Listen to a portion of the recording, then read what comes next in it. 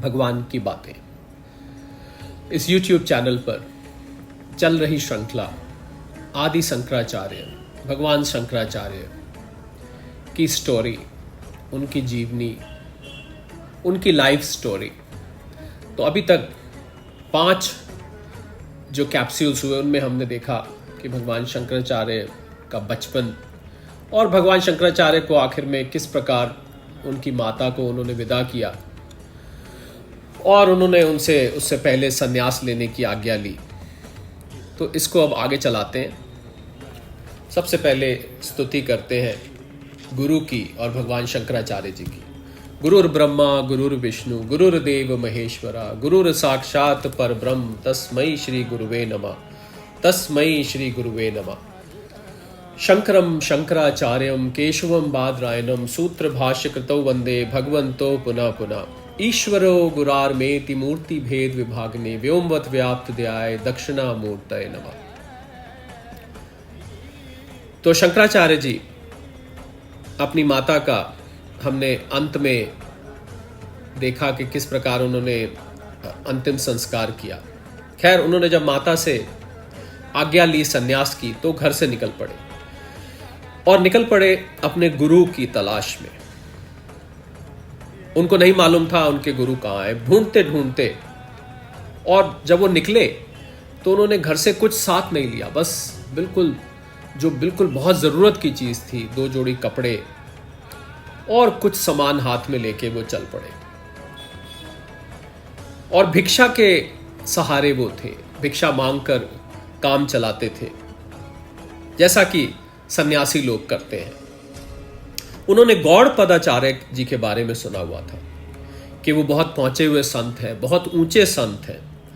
उनके पास वो ढूंढते ढूंढते पहुंच गए और उनसे उन्होंने प्रार्थना करी कि हे महर्षि, मुझे आप अपना शिष्य बना लीजिए।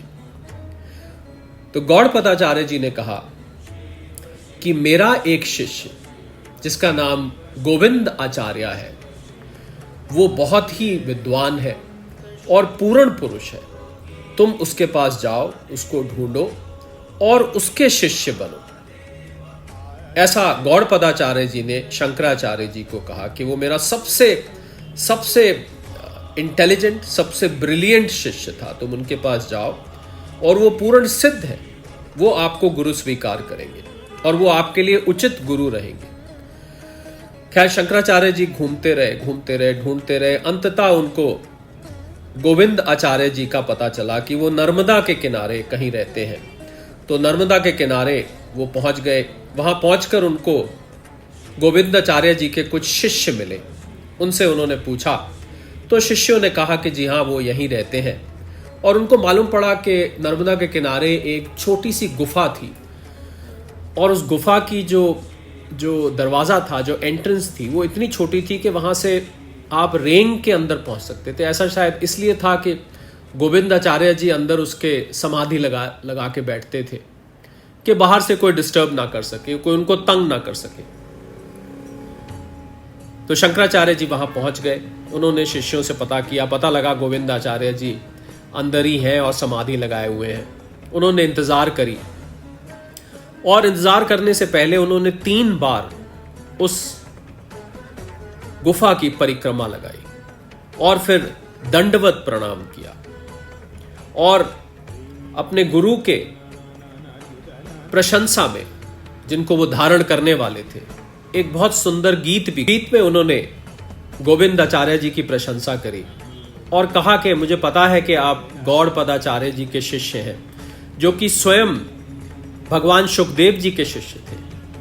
और सुखदेव जी हम सब जानते हैं व्यास जी के पुत्र हैं। और उन्होंने कहा कि वो उनके अवतार हैं और आदिशेष के भी अवतार हैं, जिनके कि हजारों मुख हैं। उन हजारों मुखों का ये संकेत है कि उनमें इतना ज्ञान है, इतनी विद्वता है। और वो उन्होंने ये भी कहा कि गौड़ पदाचार्य जी महर्षि पतंजलि के रूप में आए और आप में उनके सब गुण हैं, तो मैं आपके आगे नमन करता हूं। तो ये सुनकर गोविंद आचार्य जी की समाधि खुल गई और समाधि खुलकर उन्होंने सबसे पहला सवाल जो पूछा शंकराचार्य जी से कि तुम कौन हो। शंकराचार्य जी ने उत्तर के रूप में एक बहुत सुंदर स्तुति बोली। उस स्तुति का नाम निर्वाण षष्टकम है।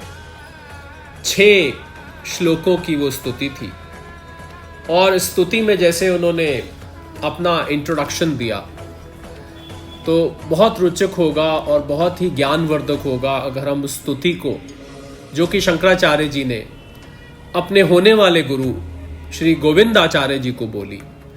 स्तुति इस प्रकार है।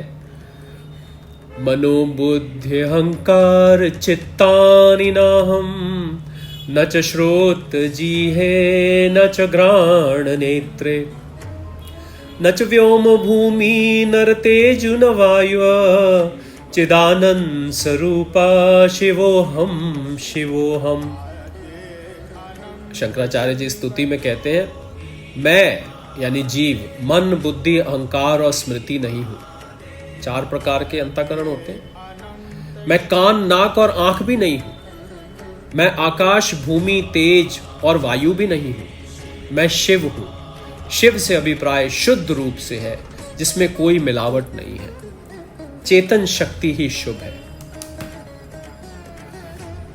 इस स्तुति के दूसरे श्लोक में उन्होंने बोला, न च प्राण संज्ञो न वै पंच वायु, नव सप्त धातु नरवा पंचकोशा, न वाक्य पाणि पादम न चोपस्थ पायु, चिदानंद स्वरूप शिवोहम शिवोहम।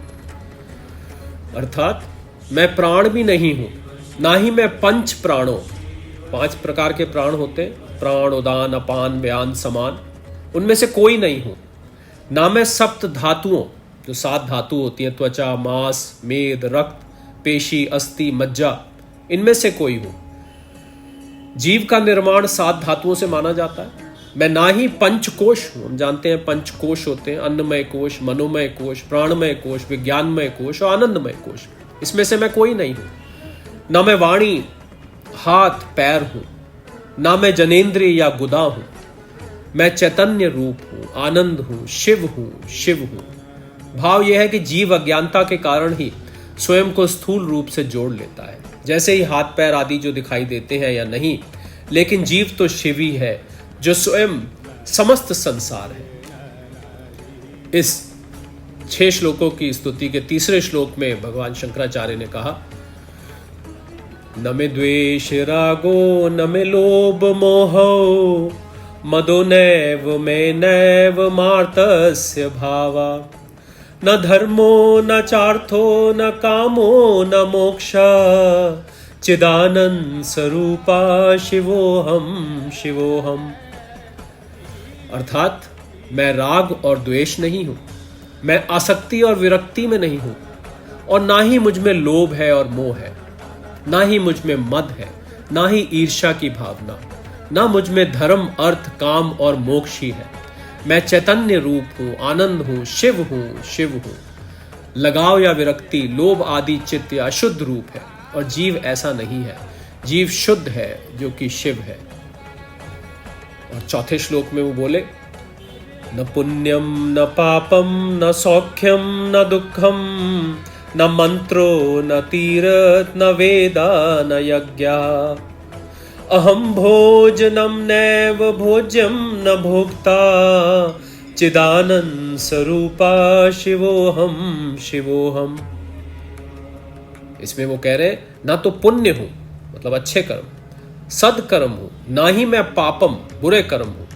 मैं सुख और दुख दोनों ही नहीं हूं,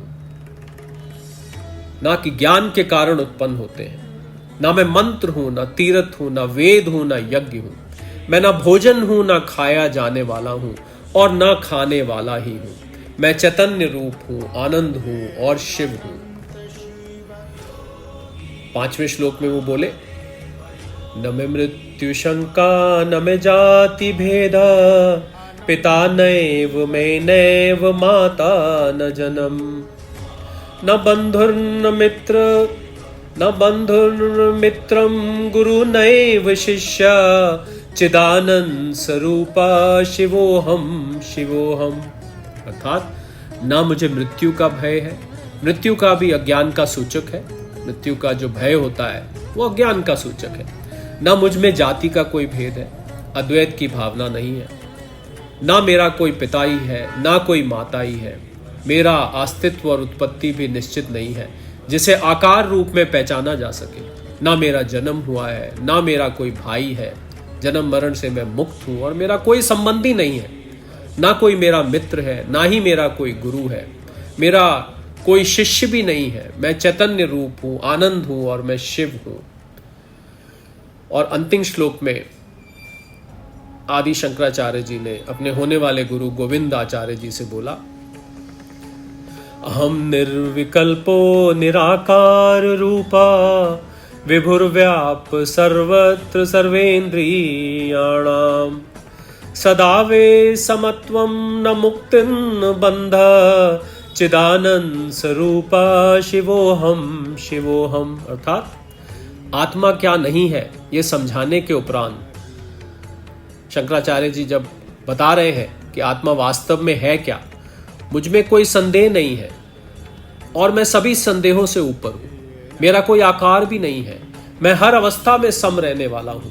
मैं तो सभी इंद्रियों को व्याप्त करके स्थित हूं। मैं सदैव समता में स्थित हूं। मैं किसी बंधन में नहीं हूं और ना ही किसी मुक्ति में हूं। मैं आनंद हूं, शिव हूं, शिव हूं। तो ये स्तुति शंकराचार्य जी ने अपने होने वाले गुरु को अपने इंट्रोडक्शन के रूप में बोली। इस स्तुति को निर्वाण शतकम कहते हैं। 6 श्लोकों की यह है और ये स्तुति सुनकर उनके होने वाले गुरुदेव महाराज श्री गोविंद आचार्य जी स्तब्ध रह गए। उन्होंने पहचान कर बोला, हे शंकराचार्य, मैं तुम्हें पहचान गया। तुम भगवान शंकर का, भगवान शिव का अंश हो और तुम इस धरती पर धर्म की स्थापना और अधर्म के नाश के लिए और लोगों को सही मार्ग दिखाने के लिए, इस ज्ञान का वर्धन करने के लिए, इस ज्ञान को बांटने के लिए, इस ज्ञान को सुरक्षित रखने के लिए आए हो। तो उन्होंने क्या किया, क्योंकि वो गुफा थी और गुफा में रास्ता बहुत तंग था, उन्होंने अपने पांव और अपनी टांग बाहर निकाल दी गुफा से। क्योंकि जब गुरु, ऐसी परंपरा थी कि जब गुरु किसी को स्वीकार करते थे तो उनको पद पूजा करवानी पड़ती थी। मतलब जो शिष्य होने वाला होता था उसको उनके पैरों की, उनके चरणों की पूजा करनी होती थी। तो उन्होंने बाहर निकाल दी, पाद पूजा जिसको कहते हैं, कि ये लो, इसकी पूजन करो और मैं तुम्हें शिष्य रूप में स्वीकार करता हूँ। तो उसके बाद भगवान शंकराचार्य ने बहुत ही विधि पूर्वक, बहुत ही प्रेम पूर्वक, पूरी साधना से, पूरी डिवोशन से उनकी चरण पूजा करी, पाद पूजा, और विधिवत तरीके से वो उनके शिष्य बन गए। अब कोई ये सोच सकता है कि अगर भगवान शंकराचार्य जी इतने विद्वान, हमने पिछले कैप्सूल्स में देखा कि बहुत छोटी सी आयु में उन्होंने सारे के सारे वेद, सब उपवेद, पुराण, उपनिषद, जितना भी ज्ञान था वो ऐसा लगा कि उनको अंदर से निकल के आया, उनको सब अर्जित था, उनको कुछ प्राप्त करने की जरूरत नहीं थी। तो प्रश्न ये उठता है कि भगवान शंकराचार्य जी को गुरु धारण करने की क्या जरूरत थी? क्योंकि गुरु धारण करने का अर्थ ये होता है कि आप गुरु से जाके ज्ञान प्राप्त करें, गुरु आपका मार्गदर्शन करें। जिनका मार्ग स्वयं ही पहले इतना उजाले से भरा हुआ है, उनके मार्ग इतना स्पष्ट है और वो भगवान शंकर के अंश अवतार हैं, तो भला उनको गुरु धारण करने की क्या जरूरत थी?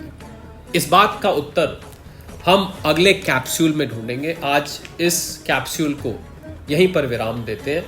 गुरुर् ब्रह्मा गुरुर् विष्णु गुरुर्देव महेश्वरा, गुरुर् साक्षात परब्रह्म, तस्मै श्री गुरुवे नमः, तस्मै श्री गुरुवे नमः। शंकरं शंकराचार्यं केशवं बादरायणं सूत्र भाष्य कृतौ वंदे भगवन्तो पुनः पुनः। ईश्वरो गुरार्मेति मूर्ति भेद विभागने व्योमवत व्याप्त दयाय दक्षिणामूर्तये नमः। तो अगले कैप्सूल में भगवान शंकराचार्य जी की इस लाइफ स्टोरी को आगे बढ़ाएंगे कि आगे क्या होता है जब वो गुरु स्थान पर रहना शुरू करते हैं, नर्मदा के किनारे उस आश्रम में, उस गुफा के इर्द गिर्द जब वो रहते हैं तो आगे क्या होता है। तब तक के लिए सादर प्रणाम।